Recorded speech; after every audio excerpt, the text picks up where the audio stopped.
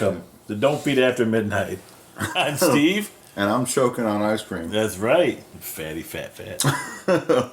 And today we're going to talk a little bit about a couple different things. Mainly comic books. Mainly. We're mainly going to talk comic books. We got a couple interesting topics that we really wanted to talk about. Well, of course, Henry Cavill not doing Superman anymore is like a big deal. And big report. Big report. And the thing is as Mike and I were just chatting about off mic, is that, Cavill himself hasn't said shit. Warner Brothers came out and said he's done, and then his rep came out and said he's done, but then Cavill himself hasn't really said anything about it. Nothing.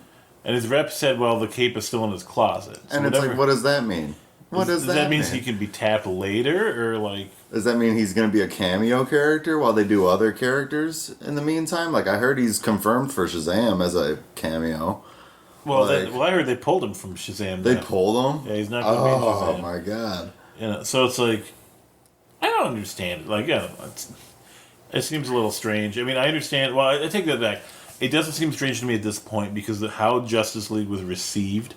Yeah. And as an actor, he's got all these other roles that he's got to do, too. And he had to fight so hard with that movie because of the reshoots. And then they fucked up the mouth thing, the mustache thing. Mm-hmm. And I'm sure for him, he's like, you know what? Just fuck it. Just fuck it. And I have a career ahead of me. It's a shame because I know a lot of people that don't like DC movies but are willing to admit that Henry Cavill as Superman is awesome. He's a really good actor. He plays the role. Like, sure, there's moments where you're kind of like, I don't know. But... it's not like he's a complete failure of the character. No, and it's funny because you've got two other Superman movies that came out before him. One with Brandon Rouge, which was okay, but it wasn't anything spectacular. Yeah, it was just fan service. And then the one before. The Brandon Rouge, Ruth, the whatever his name is, that was basically a dedication to Christopher Reeve. Yeah, it was like an anniversary. Like, hey, let's go back. We're gonna finish that story. Let's memorialize this dude. This is what they basically did. Is they basically finished the Christopher Reeve era stuff because that was supposed to be the same universe, and they basically just finished it. That was right. They finished out the Lex shit, the Kryptonite, and what he was doing, and what was going on with him and Lois. Superman was gone for decades or some shit. It was really weird. Yeah, no, I think it was Lois got pregnant and then he left. Yeah, he was like, I ain't in it. I ain't in it. I ain't the daddy. And then he disappeared. And then the kid was what, 8? About something like that. 8 or 7 at that point. So but he didn't realize who his dad was, and he didn't know anything about it. Exactly, And the thing is you had suspicions throughout the whole film until the end where he sneezed. That's probably the only part of that movie that I really liked. When he threw the piano in one of the... Yeah. You could tell, and that was supposed to be one of the Joker's men, too. That was supposed to be one of the Joker's henchmen or whatever. So, yeah, I didn't think that movie was necessarily bad. I just thought it could have been way, way, way, way better for what they were going for. The fact that, I don't know, Lex was just kind of lame in the movie. He was. And it just didn't, I don't know, it just didn't sit well with me. It didn't sit well with me either. I mean, I was used to Christopher Reeve, and I think that's part of the problem I always had with the modern take on Superman, too, is he's all angsty and dark and shit. And, say what you will about modern days and then old characters being kind of whatever fruity and happy or whatever, but you fucking need that. You do. You need at least one character in your lineup that's just positive, truth, justice, the American way. You fucking need a character like that to remind you okay, that's kind of the divining rod. If you go dark, you're not going to be close to that guy, but you also don't want to go too toward happy-go-lucky, slappy guy, because then you reach beyond that point, so you keep him as a good mid-grade, I think there's a fine line to be walked upon, and it's, the thing is, DC has ridden the past 20, 30 years off of dark content, and Marvel has done the opposite. Yeah, Marvel's been And that's the thing. DC, Superman was always a gleaming... beacon of hope. Yeah. And Batman, for as dark as he is, he's still been a very bright, shining light. Oh, yeah. It didn't really get that dark until I mean, maybe in like the early '80s, there was some small runs of comics that kind of got darker. Well, But you had the then you lead into Killing Joke, yeah, which is super dark. Robin getting beaten to death with a crowbar. Batgirl getting shot and raped. I'm like, well, the rape didn't come out until they retconned that. Yeah, like recently. And then Gordon being like fucked with in the head by Joker. That's crazy. It was just really dark. But yeah, the thing is, like, they've been dark content has been DC's thing for so long now that it's kind of past the point of, looking back to the old era. Because, like, I mean, I know a lot of people will say Adam West was cool and all because of nostalgia, but in reality, he wasn't like the best Batman by far. But then you look at what the most recent successful Batman was, and that was Christopher Nolan's Batman, The Dark Knight. Oh yeah. And all of those movies were super dark. There's no happy parts of the movies, like completely just straight serious dark. Oh yeah. And I feel like they utilized that momentum to feed into this new DC movie verse. Because, like, Superman kind of feeds off the same thing. Sure, he's very positive in the Man of Steel movies in some parts. And even when he shows up in Batman vs. Superman, like, with Lois, and every time he's around regular people, he's super Clark. He's very nice and chill and whatever. And then he gets into these predicaments that are just so fucking out there. He has no choice to go to dark places. And it's like, that's a writing choice. Mm-hmm. And I'm not sure who's making it. Because I know Zach, like with his movies, he does tend to take the darker route. Like, look at fucking... I mean, Watchmen's pretty accurate to the books and all that, but he went the darker route visually too, as well as the writing. So it's when you make those choices, sometimes it just draws from the character. And I feel like Cavill isn't mad about... I don't think he's mad about it. I don't think he's mad about the experience he's had. No, I think he's mad about the reception of the movies themselves. Well, I'm sure he's irritated with the Warner Brothers execs. And their choices. Yeah, because I mean the execs in those movies, the Warner Brothers in general, stuck their freaking nose in those movies and made reshoot after reshoot, and they said we got to make it funny. Oh, we got to do this, we got to do that, and it's like God, fucking, they wouldn't leave it alone. And that's the biggest failing. I'd love to see the Schneider cut. I want to see the Snyder cut of Justice League. Does it even exist? Is the question. It does. No, it does. They confirmed that it does. The only thing is, Warner Brothers refuses to release it. They suck ass. And it's because they think that it's incomplete or some shit. It's not the way the movie is supposed to be. Or I think it's some egos at Warner Brothers that don't want to admit they were wrong, and they're afraid if they release it, and it's super popular. Watch it be better than what we got. Yep. Guarantee it. It's got to be better than what we got. You could do Wizard of... sorry. Joss has got to go. I'd watch Wizard of Oz backwards and be better than fucking Justice League. Yeah. And then you got the other big story out right now with that whole thing is that, Aquaman. Cock. Well, that too. We'll get to that in a minute. But like, Aquaman's coming out. Gal Gadot's confirmed. I mean, Wonder Woman 2. That's happening. It's happening. They're almost done filming, I'm sure. Shazam is still a thing. Shazam's a thing, but nothing on Flash. Nothing on Flash. Flash is dead in the water. There's conversation lurking of like maybe they'll do a Flashpoint movie and bring in what's his name, Ben Affleck, for like one last movie. Because I heard for the Batman movie they might be casting like a way younger dude and doing like origin of this Batman that we know, and then they'll go back and do Flashpoint with Ben for his final movie, so that way they can at least do that movie. The problem with the origin is it seems like, even though it's been a while, it seems like they just did that. Like Dark Knight's still pretty fresh in people's memories. You know? I mean, it wasn't that long ago. It was like 10 years ago. I guess it is kind of long, but I don't know. It's not like the longest time in the world, though, as far as like people's knowledge. Do we fucking need to see Martha Wayne and Thomas Wayne get shot and the pearls fall in the alley? Do we need to see that again? We see I ain't gonna lie. Every fucking movie. When we saw that at the beginning of Batman vs Superman, I had the chills in the theater because it was shot so perfect. When they showed the pistol with the pearls, snapping the pearls. Oh man, that was perfect. And that was fucking Negan and Maggie.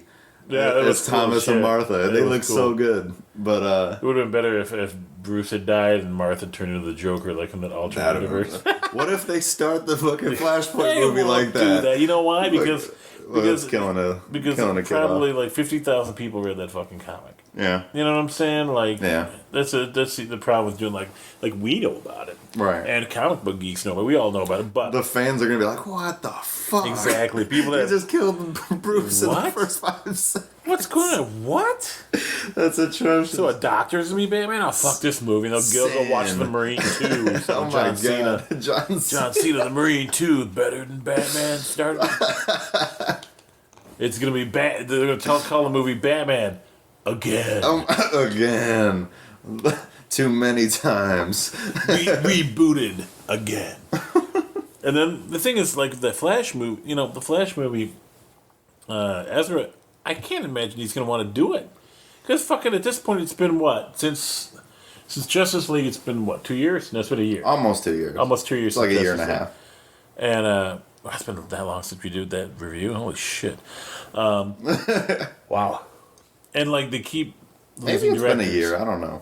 I might be going crazy. People keep walking away from it. Directors are like, you know what? Every single movie, they walk away. The only ones that haven't walked away were Shazam, Aquaman, and Wonder Woman. Yep. And that's because Aquaman, they were already pre-writing that during, what was it, like just after Batman versus Superman? Yes. Shazam, they've been trying to figure out a way to work him in since Justice League, and they only just now are ready to start doing it. And Wonder Woman, honestly, it's a cash grab if you ask me, because the first movie was so good. I don't see this one coming close. So I think this movie's going to do a good amount of money. I think it's going to do more than $300 million. Obviously. Oh, absolutely. It'll do better. It might do about $500, but it's not going to push beyond that. Not too far. It'll do better than everything except Wonder Woman, the first one. Yeah. Oh yeah. And Man of Steel. All of the other ones are going to be passed by Wonder Woman 2.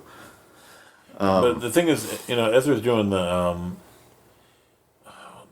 he's doing the Harry Potter movies. Yeah. And even though they're small parts occasionally, but yeah, those you bank on those. Those things do billions of dollars. So if they do a 3, which I'm assuming they're gonna, with the new Harry Potter franchise, and that peels off. They're milking it, but I can see it happening. Yeah. So why wait around for Justice League? And that's the thing with a lot of these actors. I'm sure they're just like, you know what, dude, I'm not going to wait around for you guys to get your shit together. Let somebody else do the role. It's too much time. Well, and for Cavill, too, I mean, I'm 41. Mm-hmm.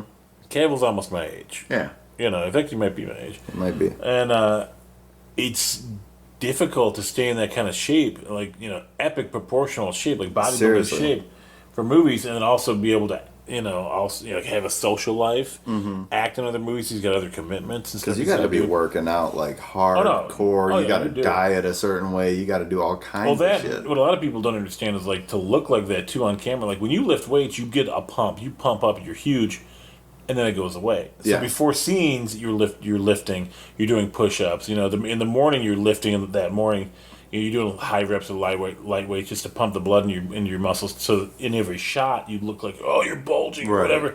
But, about an hour after your workout, 2 hours after your workout, your muscles go slack a little bit again and they deflate a little bit. You don't look as good on camera, so you constantly have to go back and do it again. Right. So for somebody in that age, group, after a while, it sucks. And you're sore all the time. It's, I don't know. No, it's not good for your body to be pushing yourself that hard. Well, you look at the older you get. Like Jason Momoa is a really big dude. He's got big muscles. He's massive. But I've seen him when he's not, doing a movie, and he's still got huge muscles and stuff. But he's not like it doesn't look the crazy pumped up beyond belief. Yeah, it's a significant difference, and it's true with all actors and stuff like that. Yeah. The only ones that weren't, were like people like Schwarzenegger that did that for a living. Like they were bodybuilders for a living. Right. Ferrigno did it for a living, so they were always pumped, constantly, all the time. The whole body was just one big pump. Exactly. Seriously. But they also weren't acting 8 hours a day, 10 hours a day on set in the middle of a rainstorm. Setting in makeup for an hour or two here. Exactly, But yeah, the freaking, I understand why these actors are moving on. I mean, I can see it just being a matter of like, I don't want to be associated with this right now because this company cannot get their shit together. Right. And they're going to, no matter how good I act, someone is going to fuck it up. Mm-hmm. And that's the thing. People will watch it and say, all right, Henry Cavill did a great job in Batman vs. Superman. Yeah. Henry Cavill did a great job in Man of Steel. I just can't ride with the movies, what they are. I am not about it. Can't do it. Not my thing, because Warner Brothers has got their own agendas, and it's not working out. Like, it's not. So, I love you, Henry Cavill, but I don't support these movies. Yep. I love you, Ben Affleck, but I don't support these movies. I love you, Gal Gadot. I don't support these movies. Like, it's just... And that's the problem. So these actors are going to pour all this time into these movies, right? All this time and effort and shit, and they're going to get very little in return. Right. If anything, it'll be a mark on their career. They're like, well... look what they did. Yeah. This was, like, they were the ones responsible for another decade of no good superhero movies coming from DC. They don't want that, you know? Yeah. I mean, even Affleck, who's got a lot of pull directorial-wise and creative-wise in Hollywood, you know, could not rescue Justice League. No. He just couldn't, because no matter what he said or suggested, they were like, yeah, fuck it, whatever. Nope. And then Joss came in and made it worse. Yeah. Made him a dick. He wasn't even like...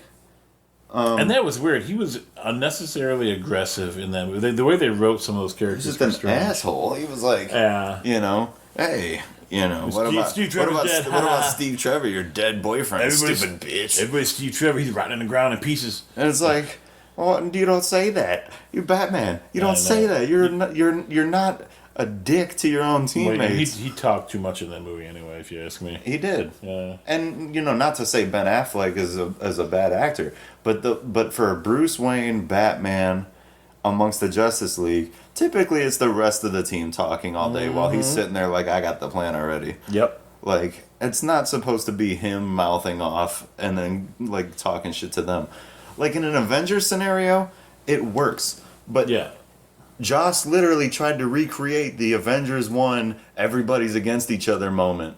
Like, definitely. I mean seriously, like when Tony and Cap were button heads because they're opposite views on shit, and Tony was like, "What do you really know, you dickhead?" Like, he was like, "You're fucking, you're ancient. You don't know what politics are anymore." You've been gone for 30 years. Yeah, you know. And he's like, well, what do you know? You're a fucking, you're just a rich boy. You don't know anything. Exactly. And then they butt heads for that reason. But then Joss comes into Justice League with the same idea, and he's like, you know, I did it in Avengers, so it works. So now I'm going to make Batman fuck with Wonder Woman. Why? It doesn't work, because that's not their character dynamic If anything, they should be, like, falling for each other. That's more common of a story. Yeah, exactly. I mean, seriously.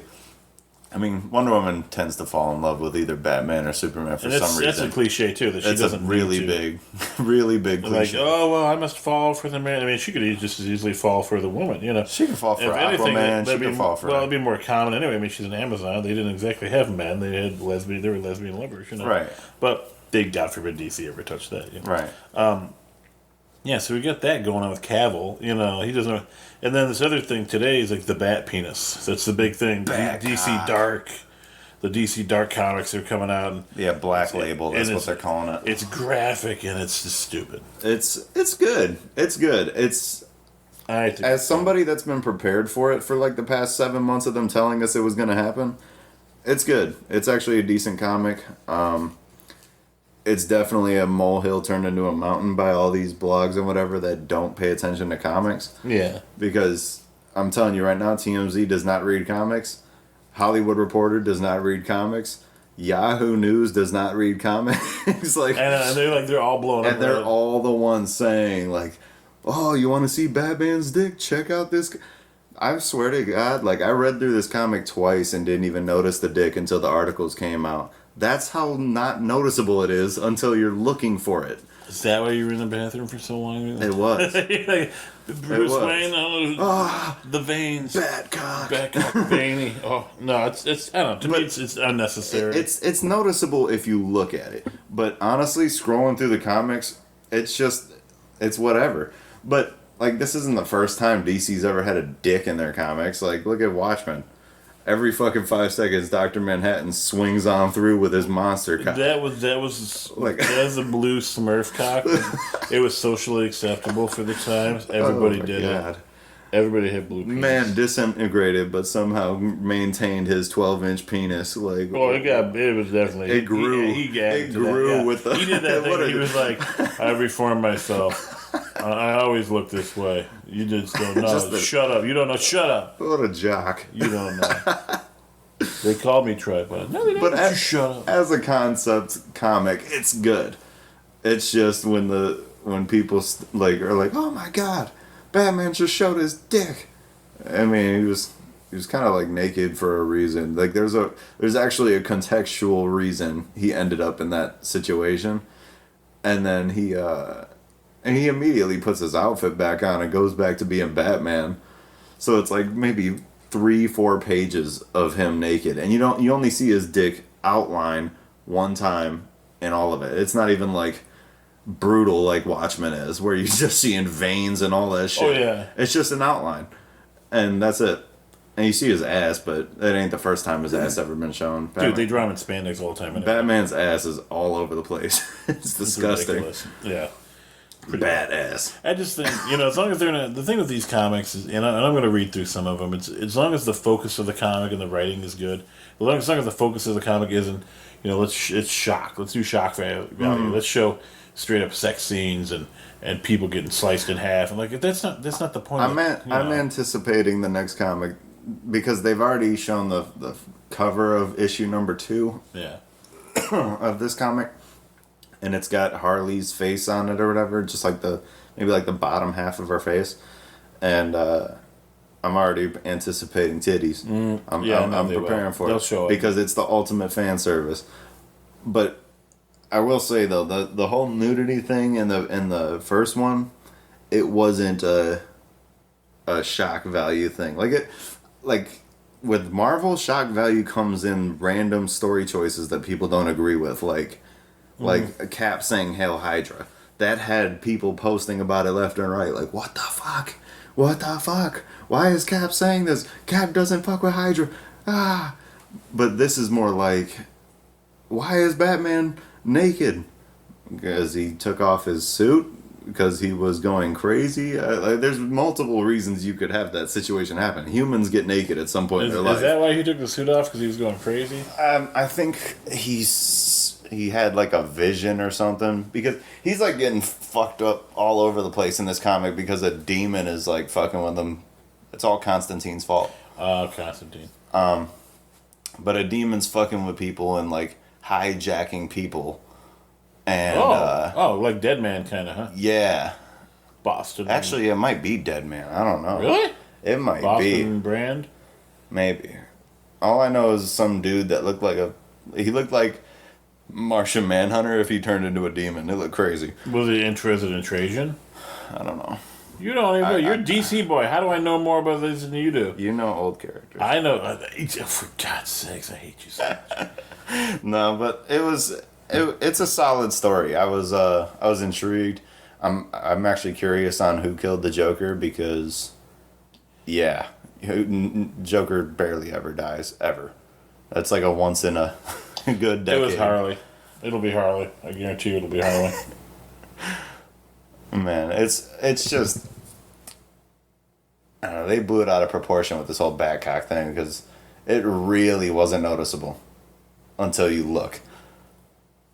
I mean, we'll see. Maybe that's just me being a dude. I'm just kind of like not looking for it. Like, I don't know. Maybe a chick read it and was like, "Oh my god." Have Carla read it and see what happens. The first thing she's gonna notice is the bat dick. I'll be like, God damn it. My wife immediately, I didn't even know anything was going on until my wife pointed out. She's like, I was like, yeah, we're podcasting tonight. We're gonna talk about Henry Cavill. She goes, are you talking about the bat peen? I'm like, what? The bat peen? She's like, Google it. That hot it's bat all peen. over. And I'm like, oh man, that's that not good. Floppy bat peen. Unnecessary violence. Penis. I don't know. But yeah, it's basically what Vertigo was. Yeah, that's Vertigo what Black Comics. Label is. It's Vertigo.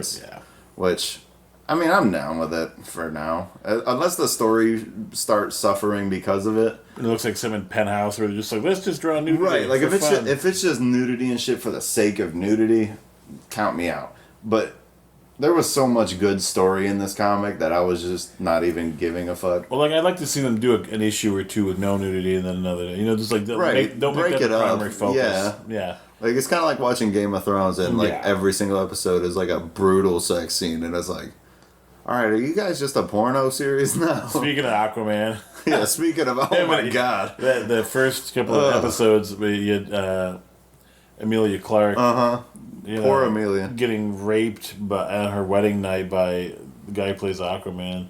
But he's playing Khal Drogo. There's that scene where she's just like, yeah! And he's behind her like, Argh!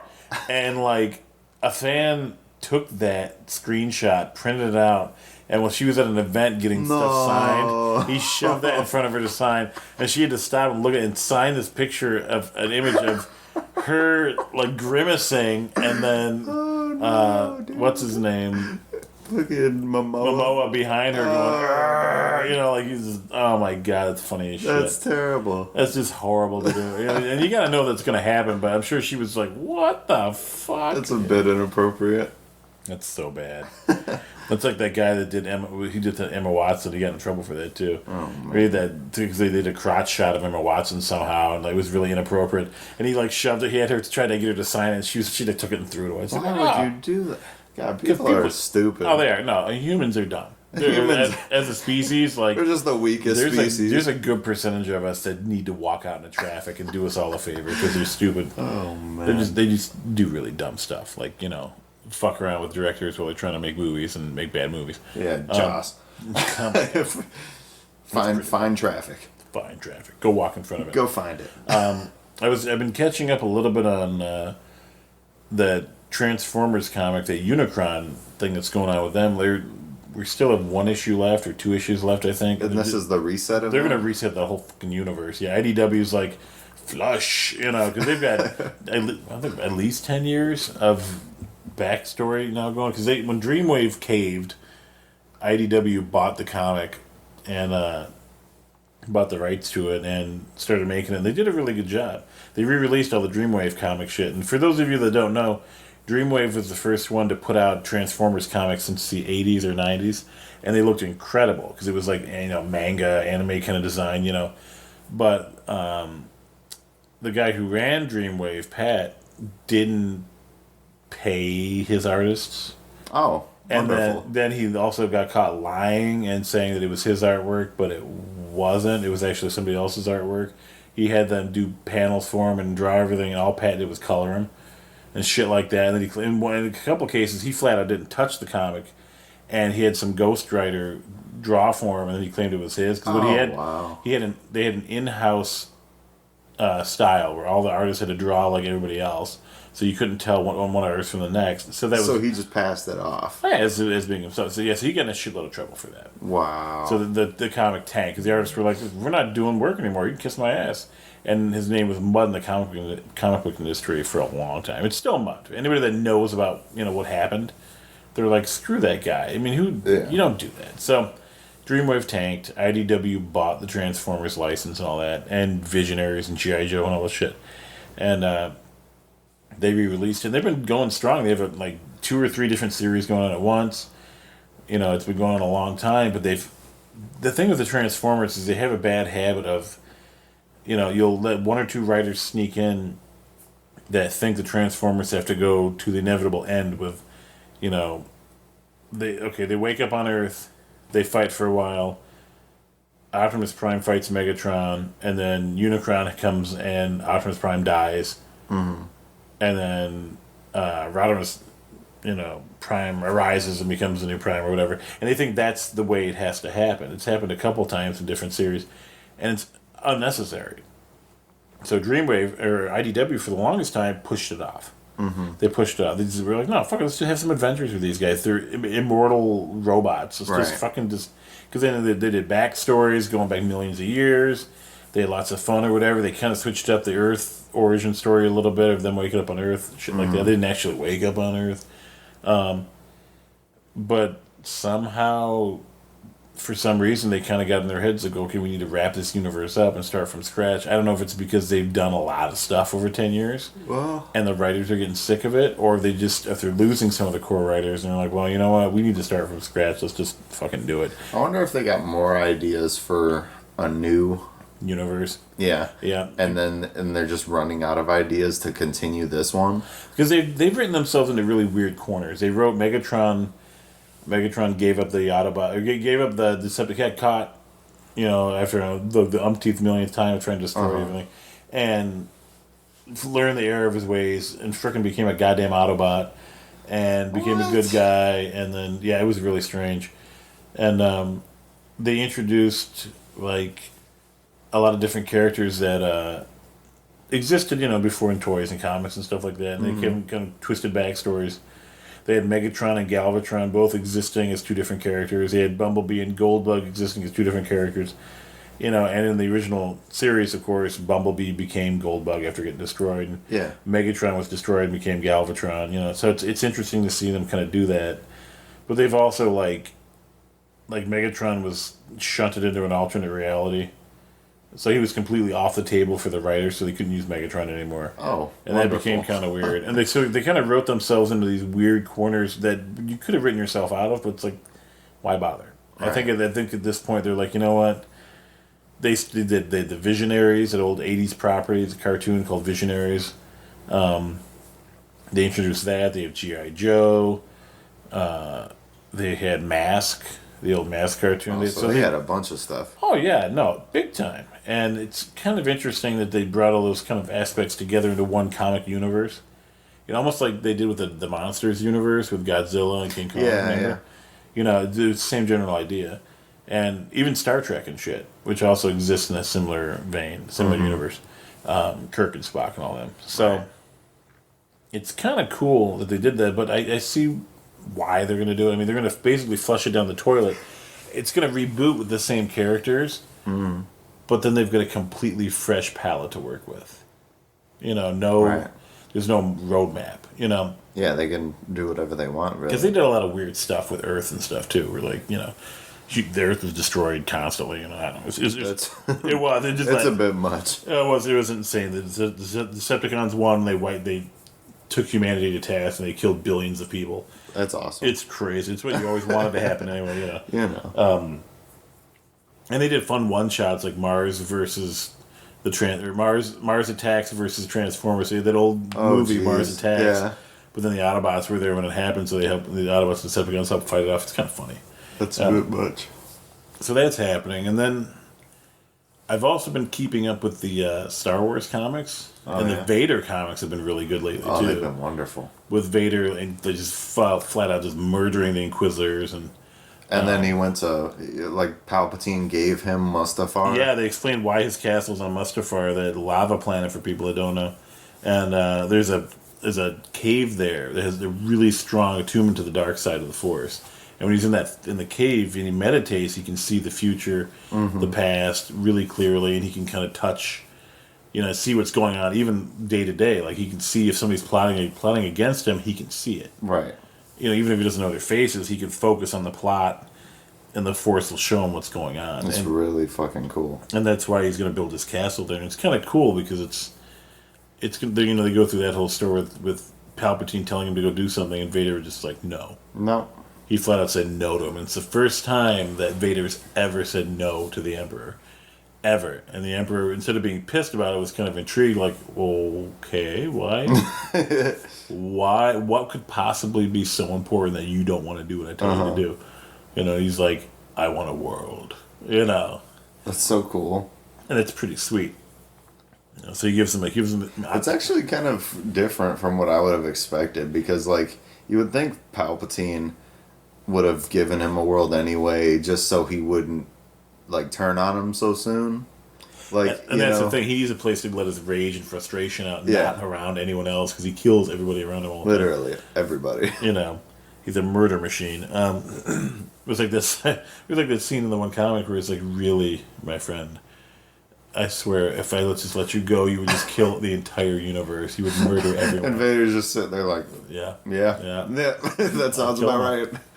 I'm a murderer. So he gives Vader Padme Amidala's old ship, the big silver one. Yeah, from, the Naboo yeah, cruiser. yeah, from the Star Wars prequels, and Yeah, the big shiny the one. big shiny one, the fancy one. And there's this really creepy scene where Vader's standing in the ship, and they're on their way to Mustafar. He's looking at the throne that Amidala used to sit on, and he sees a young Anakin Oh yeah, facing it's away really from fucking him, creepy. and then young Anakin turns, like child Anakin, little kid, turns and looks at him, and he's got Vader's face. It's like, But it's like flesh. yeah, it's it's gross. Vader's mask, but it's flesh and bone. And he's just looking. You see the veins under the mask.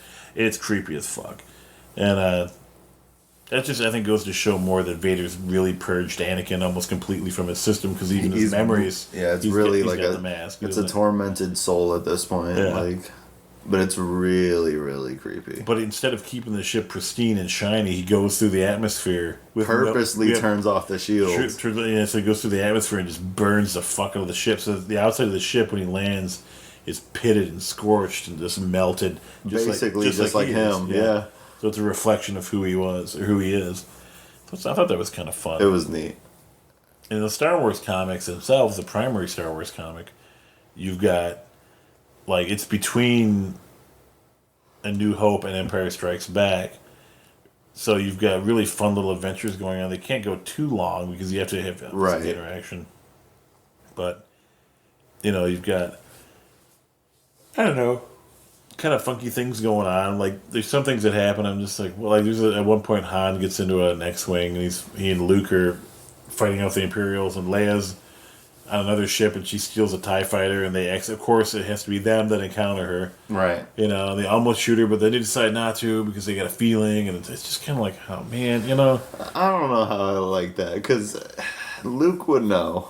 Well, he knew. At that point, don't forget, he hasn't had any training. He hasn't met Yoda. He hasn't this met is Yoda. pre-Dagobah. Yeah. So, he's just kind of... Damn, so he wouldn't have known. It's just weird, though, man. I don't know what to make of it. I don't hate it. I think it's kind of fun. But sometimes... Or wait, no, it's gotta be between 5 and 6 then, because Luke went straight from New Hope into Dagobah. No. Didn't he? You had Empire Strikes Back. At that point, Empire Strikes Back takes place... Oh wait, no, because of Hoth. I had the events confused. That takes... So yeah, it's about 5 years so yeah, after... it's a few years. 2 years after Battle of Yavin. I don't know. Yeah, something like that. It's not that long, but it's probably within 5 years. It's long enough for Han Solo to be tracked and continually hounded by bounty hunters because of what he owes Jabba the Hutt. Yeah, and that's why he winds up wanting to leave. Mm-hmm.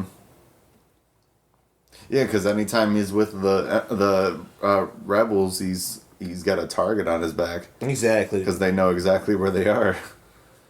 But so it becomes a bit of an issue, with him not wanting to get the people that he cares about killed. Yeah, which is part of it.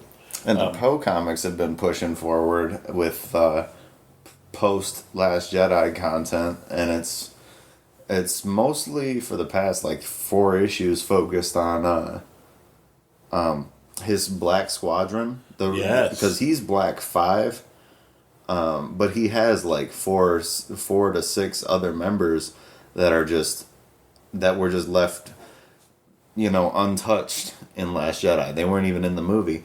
So it asked the question, where are they? Well, they've spent maybe the past 2 or 3 issues explaining that they've been out trying to recruit the rest of the galaxy while the rest of the Resistance packs up and escapes the First Order. I figure they were with Sif where she was during Ragnarok. Oh my god, all of them? They merged. They just everything. Because these characters that are important, they just don't appear in the fucking movie. Every single time. I feel like it's just Disney is stingy to an extent. They just don't want to pay for people.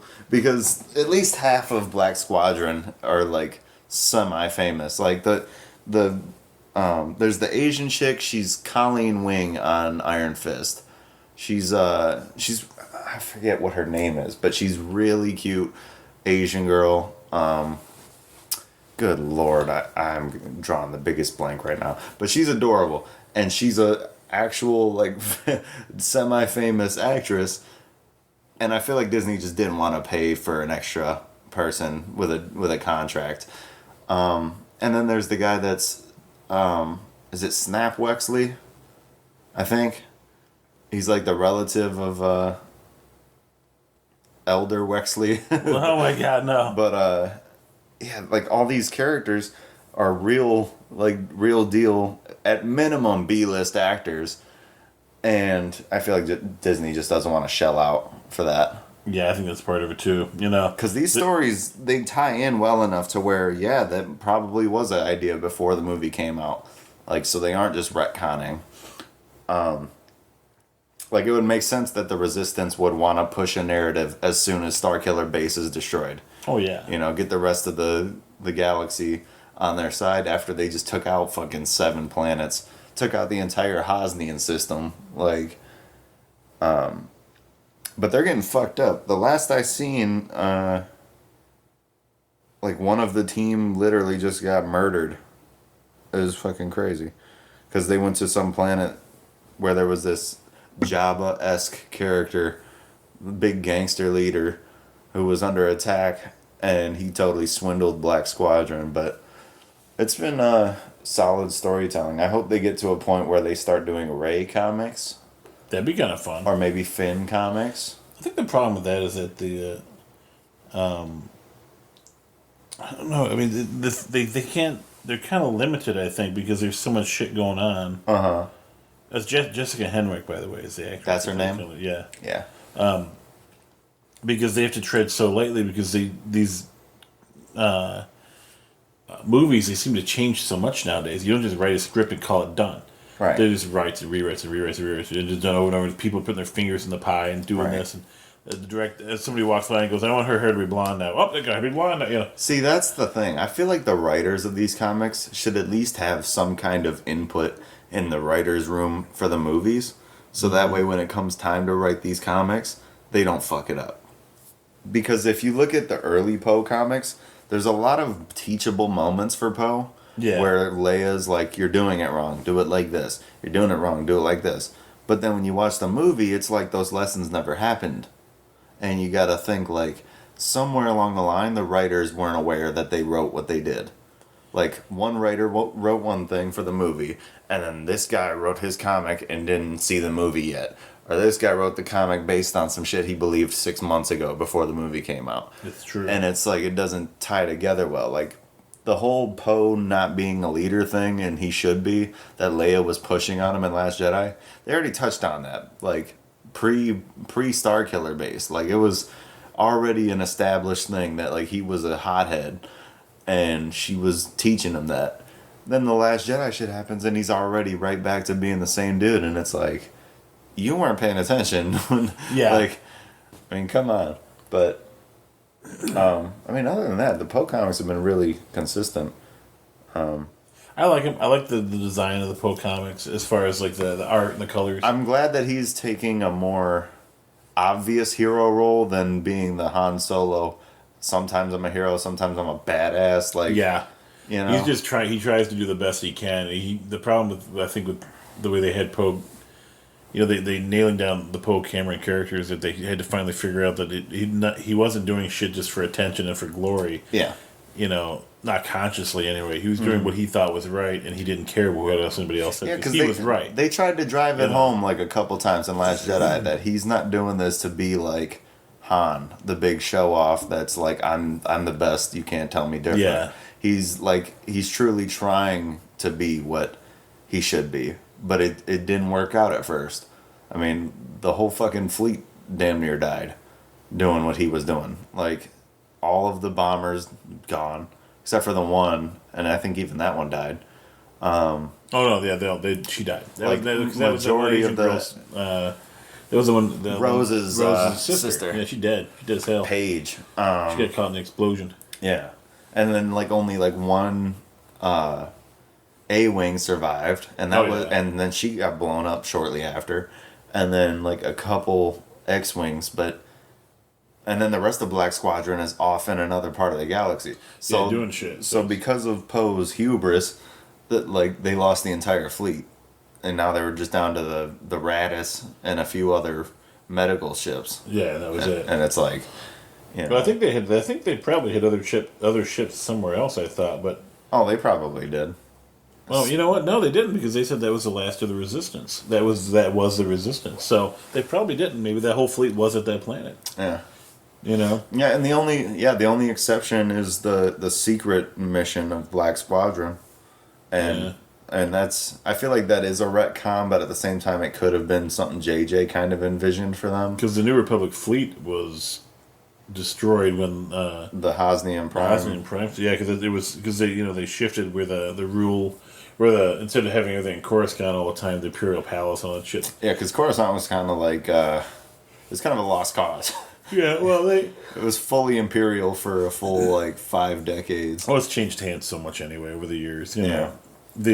But they didn't just have the capital, of Coruscant being like the place where rule came from, where the Senate was and everything. That's where the power was. Mm-hmm. They had a different planet, a different system in the Republic be the center of the New Republic. Right. Of the power base or whatever. So it's almost like moving the White House from state to state to state. It's basically what they were doing. That's pretty cool of an idea. I like it. Yeah, except they killed it. Everybody died. Yeah, they're all dead now. It's like 7 planets and they're all dead. Which is crazy. But notice they made up a system, the Hosnian system. Yeah. As opposed to saying, oh, it's Corellia. It's like, no.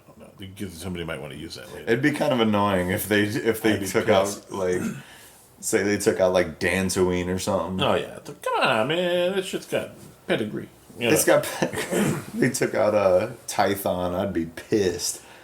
I'll be interested to see what they do with that comic book series, because the thing with it's just the Star Wars series itself. You're limited as far as the stories you can tell.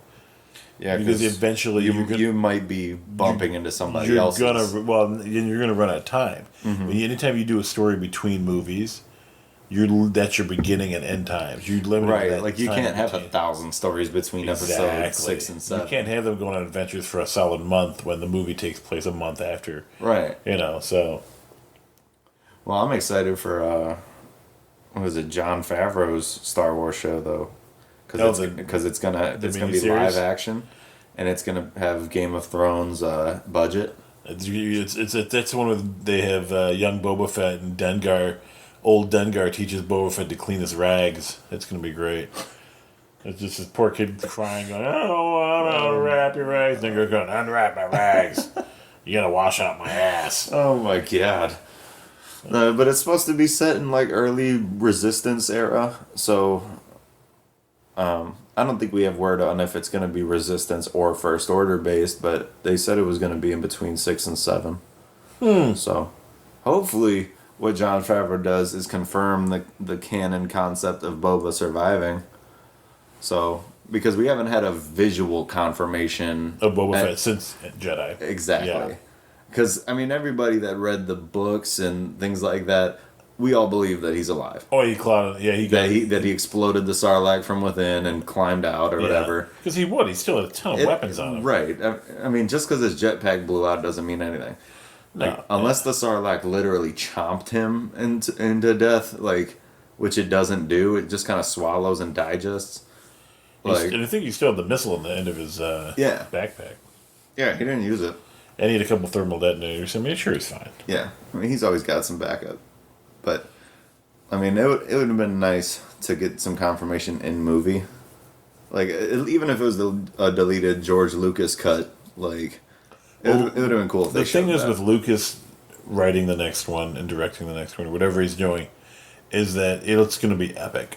It's going to be pretty good. Because one thing, you might not agree with his choices sometimes, like the prequels and all that, but every single one of those movies, the story was pretty intense. Visually absolutely. A feast for the eyes. Yeah. Fun, interesting characters, even if they were a little annoying at times. Episode 2 is one of my favorite overall because of how hectic the ending is with the Battle of Geonosis and the sudden rush that is the start of the Clone Wars. Oh yeah. It's all within a day. Holy shit, all this just happened.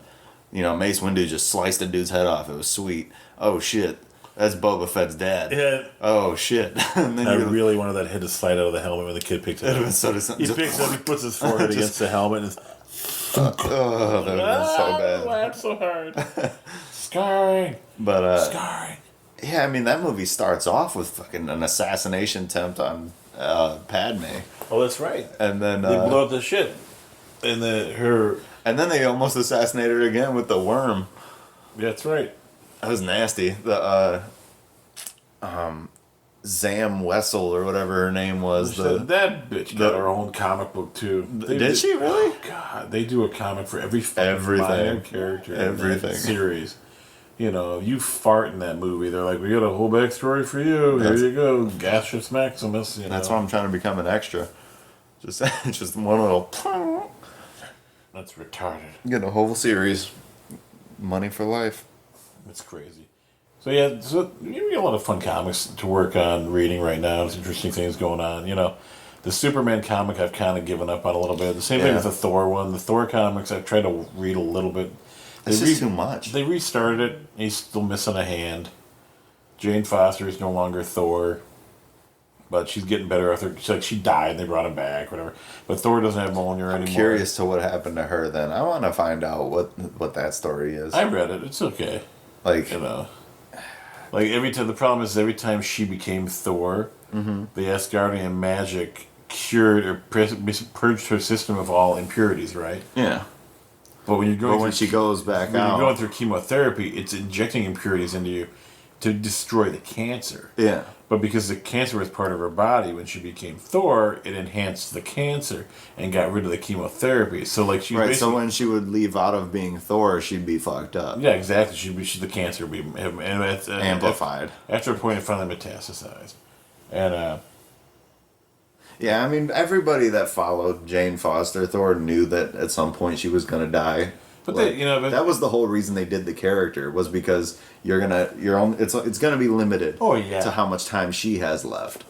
So that was a lot of people's pull, not just the fact that it's female Thor. It was, it was interesting because it's on a time clock of her life. Like, she's gonna die. And then you get a one-handed Thor. Yeah, that's interesting. Thor. His arm got lopped off right below the shoulder, almost like barely get anything. And so his arm gets melted off all the time because he's fighting shit. There's a fight with Lady Thor and Magog, I should say, and Thor. Odin's all bloodied up, and Magog's just killing everybody, just destroying. He destroys Tony's Asgard that Tony Stark built for them, Asgardia. Yeah. That's why Asgardia gets thrown into the sun. It's Magog doing. And so they settle down somewhere else. But Jane dies and they resurrect him. But in order to kill Magog, or to bind him, she had to use Mjolnir. Mjolnir's dead, destroyed. The hammer itself got exploded. Yeah. To kill. So what they do?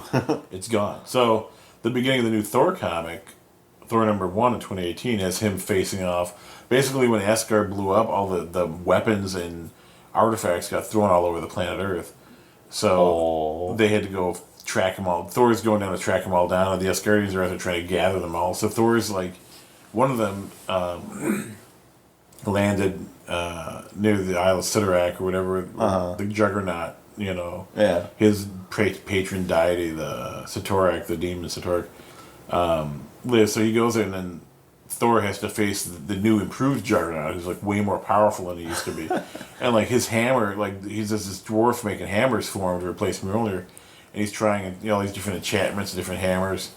And the dwarf's like, it's not ready yet. He's like, just send me the damn hammer, I'm going to die. Send me the hammer, So he gets the hammer, and he's like, I'm Thor, and lightning shoots everywhere, and he smashes against the Juggernaut, and it shatters into a million pieces. Oh my god. And he's like, oh crap, and Juggernaut just beats his ass. And then he's like, send me another hammer. The dwarf's like, which one? He's like, all of them. So hundreds of hammers. These hundreds of hammers rain down around Thor. Oh my god. The disciples of Satorak were like, oh, Thor's hammer, I can do that. And they grab it and they get electrified and die because they're not worthy, basically. Yeah. That's ridiculous. Unlike Mjolnir, where if you basically just couldn't lift it, these will kill you if you try to touch them. That's ridiculous. You're not Thor. So they got a more intense enchantment out of them.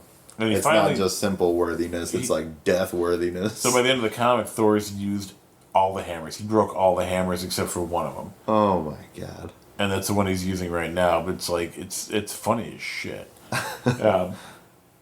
So I'll probably keep reading the comic, but I was just the art's weird. Yeah. The art is really, really strange. It's almost like live action and then like colorized in a weird way, and then run through a steam press, and then shit on, urinated on, and then run through a press again, and that's what you end up with. It's very strange. I don't know how. Was it just very like poppy in color? It's colorful, but also dark at the same time, and then it's smooshed.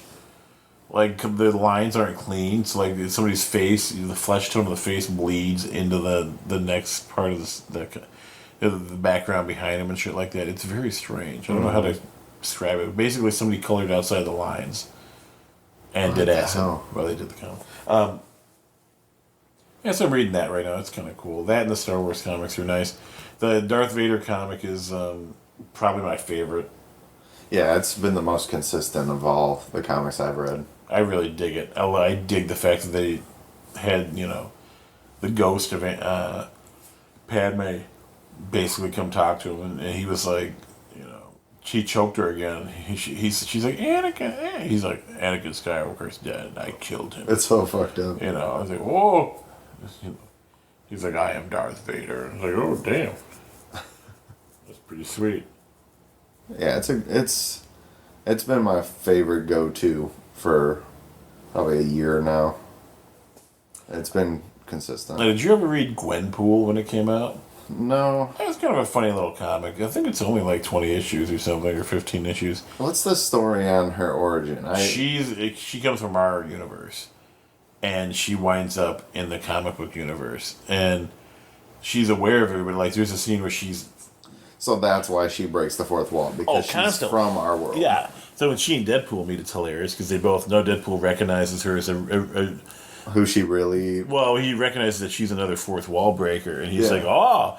He's like, and she's like, I can beat your ass, because I know everything, and da-da-da. He's like, no. See, you're a guest star in my comic book. And she goes, oh shit, you're right. And then he just beats her ass. Oh my God. She's the guest star, he's going to win, because he's Deadpool. Right. It's his comic. It's natural. And it's pretty cutesy in a weird way.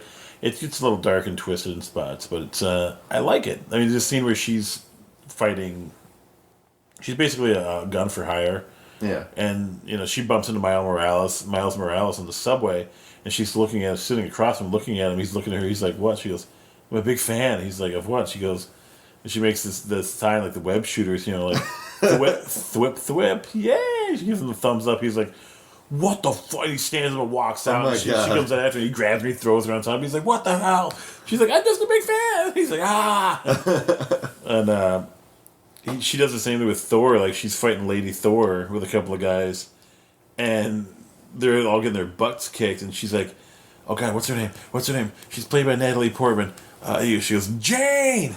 And Thor stops and goes, what the fuck? And she's like, what did you say? And she's like, pain, my ankle pain, because she didn't want to get her butt kicked. It's God. Pretty funny. It's an interesting comic, and like there's a scene where she needs to get a Social Security card. She can't get paid. Like, she's hired by the giant floating head, MODOK, basically, or one of the many incarnations. But MODOK can't pay her. He doesn't pay her in cash. Right. He wants to credit her account or give her money in her account. But she doesn't have a Social Security card, so she can't get a bank account. And so she goes to Doctor Strange, and Doctor Strange is like, okay. And they draw him all dreamy like he looks like this handsome man with a little mustache. And she's like, oh my God. And so he goes, okay, let's go to your universe and find out what's going on. So they go, and he goes, oh, okay, so our universe has touchstones in yours. Things that happen in our universe, your people dream about or whatever, and they write them down as comic books. So so that's why you know everything about us, because you've read all our stories, And he goes, huh.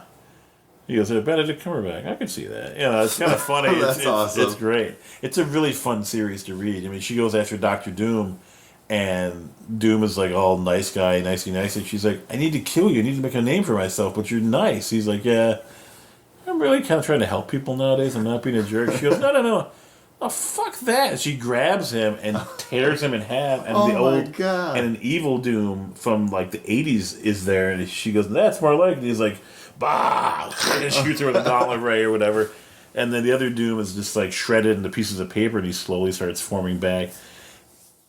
And then eventually they wind up talking. Like she figured out a way to step out of the panels of the comic book. So if she's fighting somebody, she can't necessarily see it, but if she reaches, she can grab the panel and pull herself. Oh my god! Between the panels of the comic book, that's ridiculous. That she's in right now. So she's in this null zone between the comics, and she can look and see all the issues that are coming and all the issues that have gone past. All the pages. Awesome. So she can just step from page to page. So it's almost like time travel for her. Oh, yeah, and teleporting all over the place. So she can go a few pages in the future, leave a bomb, go a few pages back, and stand there, and then as soon as the guy steps over the bomb, boom, blows up. It's really kind of funny. That's awesome. So it was written really well, but they discontinued it, and it bummed me out because I really thought it was kind of funny. But they wrote an ending to it.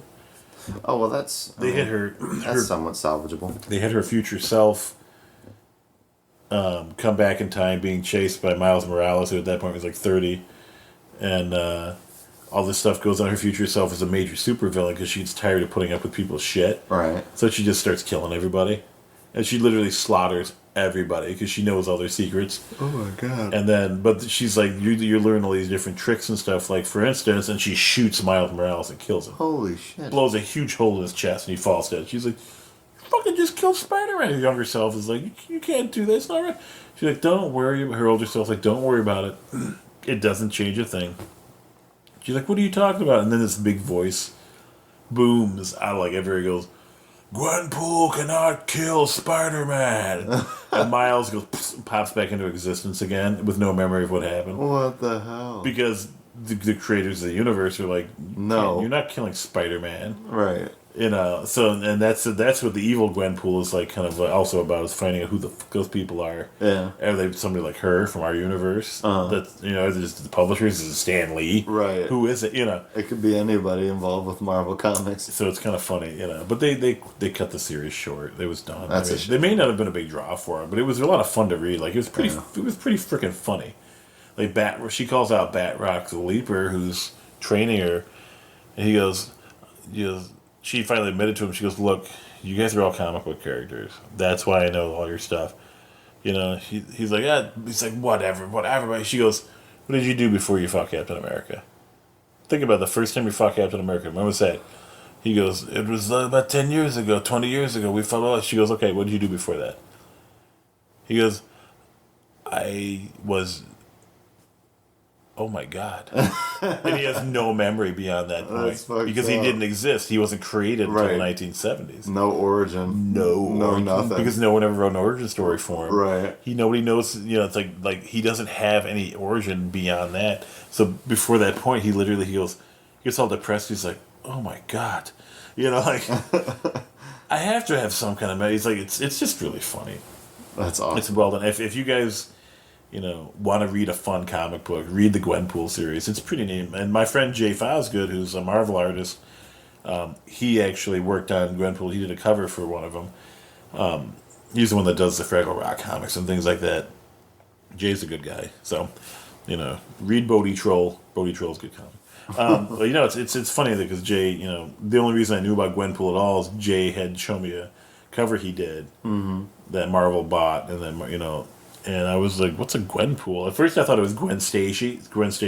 And then I went and I realized there is a Gwen, Spider-Gwen. Spider-Gwen. But it's not the same person. I thought it was the same person. So I was like, oh, well, what's a Gwenpool? And then I read about it. Yeah.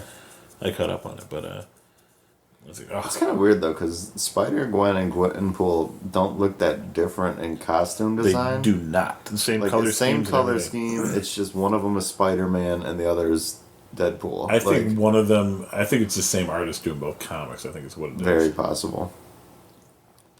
But I mean, they're almost the same. It's just their personalities are totally opposite. Yeah, so or maybe they just wrote it in a way that that's Gwen's character in the comic universe. You know, right? Because like her parents existed in the Marvel universe too, which was weird because her parents find her. And she goes to live with them and stuff, and then she realizes it's not really her parents. It's the Marvel Universe version of her parents. What the hell? So, it's because she's still in the comic. Her brother comes through to find her or whatever. But whereas she's having fun and messing around, he knows nothing about the comic book universe. So he's barely surviving this whole time, you know? Right. But and it's a fun series. It's interesting to read. Yeah. So and since we talked last, the Captain Marvel trailer dropped, the first one. That looks pretty cool. It looks really good. I'm excited for it. That's all we have to look forward to for the next 6 months. There's no other movies coming out. Aquaman. When does that come out? Like November or December. Really? It's before Christmas? I thought that was in the spring. Oh, that's fantastic. Yeah, I think it's December. You see Jason Momoa kicking some butt. We got Venom in like a week. What? Or something like that. I don't know. Venom, I'm kind of excited about, but I'm kind of not too. I mean, I feel like it'll be fun, but I feel like that's about it. You know, I'm not gonna take it serious because it's not the Earth 616. It's not the Marvel Universe Venom. All. It's a completely alternate reality. So it's like until it isn't. Yeah, it's true. Until they're like, hey, Tom Holland. Yeah, Tom Holland, you come cameo time, right? You know? And then I'll be really hyped. But for now, it's just a movie to see. But they changed the origin of the character and stuff too, which is big time. He's in San Fran. He's still a journalist, but it's Eddie Brock. It's not. I don't know. It's Eddie Brock. He's in San Fran, not New York, and it's a totally different take on it. I don't know. We'll have to see how it works. It might be great. It might suck ass. It could be. You know, it may have been enough more than it could chew with that character. I heard the planet of what is it? Down the symbiotes. Yeah, I heard that's supposed to be like a thing in the movie at some point. Oh, good. Probably in the very beginning when they're explaining the symbiotes. Yeah. They would explain a lot. I just reminded myself. They fucking have that girl in the trailer. She pronounces it symbiote, and everybody that has heard of a symbiote is like, what are you symbiote isn't even a comic made-up word where you can fuck it up. That's a real word. Oh my god, it's so bad. It's like saying whip. Right. Like whip. Right. Like, no. Some whipped cream? No. Stop it. It's bad news. But it's kind of crazy. Yeah. So that's I'm excited, though. That's all the comic news we really have. There's no real movie news except those two. Nothing's really big happening with those yet. Nothing. Mike never watched Trigun. We're trying to get Mike to watch anime. Soon. The last episode, we were like, he's going to watch Trigun. Never watched Trigun. It's impossible. Mike bought a house, so he's excused. Yeah, I've had a very busy past couple months here. Whatever excuse makes you feel better about your failings. Yeah. So, all right, guys, we'll pick it up again next week. Hopefully with some other fun news or maybe just fart jokes and ice cream humor again. That all sounds fun. Have a good night. Peace. Peace.